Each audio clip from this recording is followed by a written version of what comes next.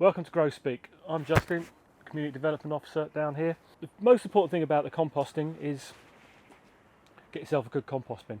It provides a dark atmosphere, it doesn't get too wet, you want it on level area like this, but free draining, so you want it on level ground so it's stable, and then you can start composting.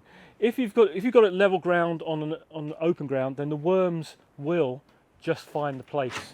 The red tiger worms, different from an earthworm, it's about that big, we'll show you one later. They should come. If you build your compost bin, the worms will come. Right, this is our Grow Speke compost bin.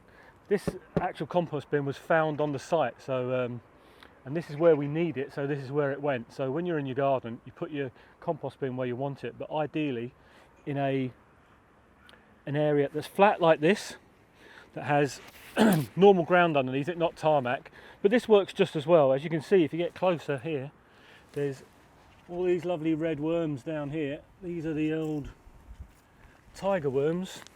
You see these ones, collect them and stick them in your compost bin. These are what you want, and they will find your compost bin. So these are the things that do all the hard work, the worms. And you're creating a perfect atmosphere for these worms in your compost bin.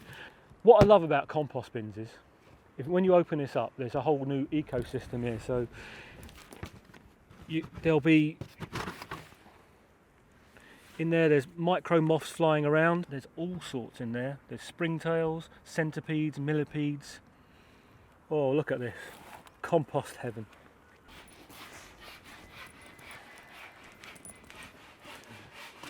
You got your compost bin located. Now you need to start putting things into your compost bin. Okay, there is some simple do's and don'ts really.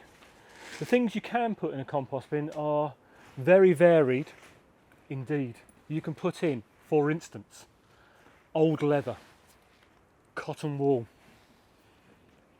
paper. You can put in your old dog chew. You can put in all these different things, tiny bits of wood. Okay, all your vegetable peelings from your kitchen. The best idea is to have a little bucket and stick them straight in.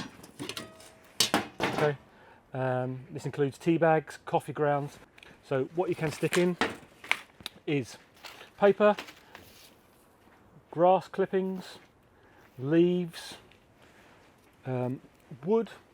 If you've got a wood burner or you've had a bonfire that's only got clean wood in it, nothing with paint on, you can put that in. That's a great soil conditioner as well.